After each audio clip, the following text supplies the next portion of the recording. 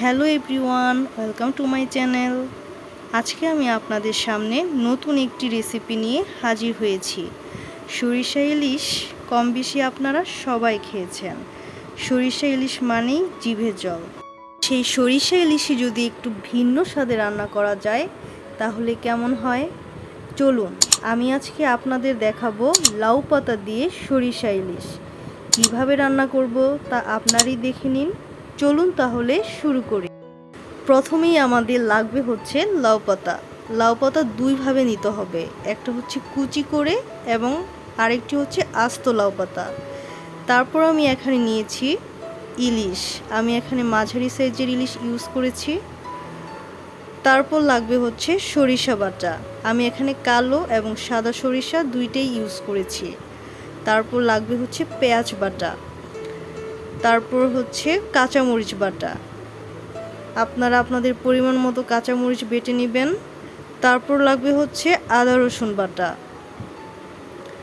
হলুদ গুঁড়ো এবং পরিমাণ মতো লবণ। চলুন এক নজরে সবগুলো উপকরণ আবার একটু দেখে নিই। প্রথমেই আপনারা দেখে নিন লাউ পাতা কীভাবে কুচি করব। তো প্রথমে আমরা ছুরি বা বটির সাহায্যে লাউ পাতাগুলোকে ছোট ছোট টুকরো করে কুচি করে নেব। এখানে আপনারা এই রেসিপির জন্য লাউ পাতা কুচি বেশি লাগবে না,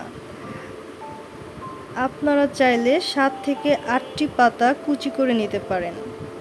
লাউ পাতা কুচি যত কম দিবেন তত কিন্তু এই রেসিপির স্বাদটা টেস্ট বোঝা যাবে। লাউ পাতার কুচির পরিমাণ বেশি হলে এর স্বাদ কিন্তু নষ্ট হয়ে যাবে। আপনারা কিন্তু সেই পরিমাণ অনুযায়ী লাউ পাতা কুচি নেবেন। তো আমার লাউ পাতা কুচি রেডি। এখন পরের স্টেপে চলে যাব। এখন আমাদের লাগবে হচ্ছে আস্ত লাউ পাতা। আমি এখানে আস্ত কিছু লাউ পাতা নিয়েছি। আপনার মাছের পরিমাণ অনুযায়ী আপনি যতগুলো মাছের টুকরো ঠিক ততটুকুলো লাউ পাতা নেবেন। প্রথমেই লাউ পাতা থেকে ডাঁটাগুলো আলাদা করবেন। আমি যে প্রসেসে করেছি আপনারাও ঠিক সেম প্রসেসে সবগুলো পাতা এভাবে ডাঁটা ছাড়িয়ে নেবেন। দেখুন আমার সবগুলো উপকরণ রেডি। আমি পাতাগুলোকে খুব ভালো করে ধুয়ে নিয়েছি।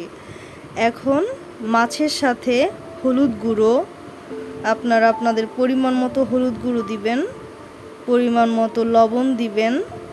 আপনারা যদি লবণ বেশি খান তাহলে লবণের পরিমাণ একটু বাড়িয়ে দিবেন। তারপর দিবেন হচ্ছে পেঁয়াজ বাটা। আমি এখানে 3 থেকে 4টি পেঁয়াজ ব্লেন্ড করে নিয়েছি। আপনারা আপনাদের পরিমাণ মতো পেঁয়াজ কুচি করে তারপর ব্লেন্ড করে দিবেন। তারপর হচ্ছে কাঁচা মরিচ বাটা, যেহেতু আমি ঝাল বেশি খাই সো আমি একটু বেশি দিয়েছি। তারপর দিবেন হচ্ছে 1 কাপ পরিমাণ সরিষা বাটা, আদা রসুন বাটা পরিমাণ মতো।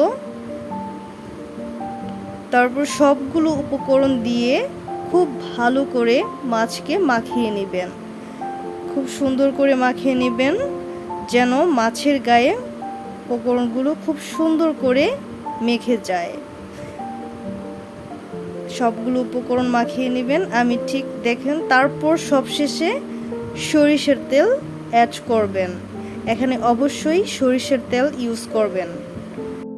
আমার কাছে মনে হয় ইলিশ মাছে যদি সরিষার তেল ইউজ করেন তাহলে এর স্বাদ অনেকখানি বেড়ে যায়। আমি খুব ভালো করে মাছের সাথে সরিষার তেল মেখে নিয়েছি। এখন আমি আস্ত লাউ পাতার ভিতর যে সরিষা বাটা ইলিশ মাছের সাথে মেখেছি তা আমি খুব সুন্দরভাবে লাউ পাতার উপর মাখিয়ে নিব। একদম সুন্দরভাবে মাখিয়ে নিব। তারপর এক টুকরো ইলিশ মাছ দিয়ে এর উপরেও একটু মাখিয়ে নিব সরিষা বাটা দিয়ে, খুব সুন্দর করে পেঁচিয়ে নিব। আপনারা চাইলে এখানে টুথপিক ইউজ করতে পারেন, আর যদি এমনি পেঁচাতে পারেন তাহলে পেঁচাবেন। আমি এখানে টুথপিক ইউজ করেছি। আপনারা খেয়াল রাখবেন লাউ পাতাটি এমনভাবে পেঁচাতে হবে যেন এটি খুলে না যায়। সো আপনারা দেখেন ঠিক এইভাবে আপনার পরের টুকরোগুলো ঠিক সেম প্রসেসে লাউ পাতার ভিতর পেঁচিয়ে নেবেন। আমি সবগুলো দেখিয়ে দিচ্ছি। দেখুন একে একে আমি সবগুলো টুকরো লাউ পাতার ভিতর পেঁচিয়ে নিয়েছি। এখন আপনি যে প্যানের ভিতর রান্না করবেন সেই প্যানের ভিতরই লাউ পাতা যে কুচি করে রেখেছিলাম ওটা দিয়ে, তারপর আমি মাছের সাথে যে সরিষা বাটা দিয়েছিলাম আমার একটু বেশি হয়েছিল, ওটা আমি দিয়ে দিলাম। খুব সুন্দর করে মাখিয়ে নিব। একটা জিনিস খেয়াল রাখবেন, এই লাউ পাতার ভিতর যেন সরিষাটা একটু কম দেওয়া হয়।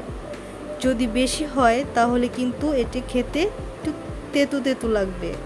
সো আপনারা ওই হিসেবেই আপনাদের পরিমাণ মতো সরিষা বাটা দিবেন, পরিমাণ মতো লবণ দিবেন, দিয়ে খুব সুন্দর করে পাতার সাথে মাখিয়ে নেবেন।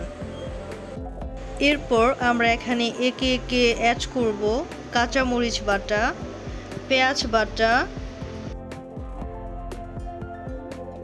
সবগুলো উপকরণ পাতার সাথে মাখানোর পর আমরা সবশেষে পানি অ্যাড করব। আপনারা একটা জিনিস খেয়াল রাখবেন, পানির পরিমাণ যেন বেশি না হয়। সবশেষে আমরা সরিষার তেল অ্যাড করব, করে আবারও খুব সুন্দর করে মাখিয়ে নিব। মাখানোর পর ইলিশ মাছ লাউ পাতার ভিতর যে পেঁচিয়ে রেখেছিলাম ওটা একে একে আমরা পানির ভিতর দিব। এখন আমরা চলে আসি চুলাতে। এখানে বেশি কিছু করতে হবে না, আপনারা শুধু চুলার উপর প্যানটাকে বসিয়ে চুলাটা অন করে দিবেন। একটা জিনিস খেয়াল রাখবেন, এই রান্নাটা অবশ্যই হাই ফ্লেমে করতে হবে। আমি চুলাটা অন করে দিয়েছি, এখন আমি এটাকে 10 থেকে 15 মিনিট রান্না করব। একটা জিনিস অবশ্যই খেয়াল রাখবেন, যেহেতু ইলিশ মাছ খুবই নরম থাকে, সো এটাকে 10 থেকে 15 মিনিটই রান্না করবেন, এর বেশি রান্না করবেন না, তাহলে এর টেস্ট কিন্তু নষ্ট হয়ে যাবে।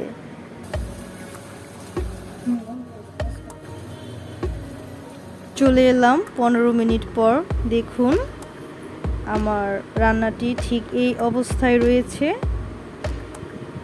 আমার রান্না প্রায় রেডি। আমি একটু নেড়ে দিলাম, সব কিছু ঠিক আছে কিনা একটু চেক করে নিলাম।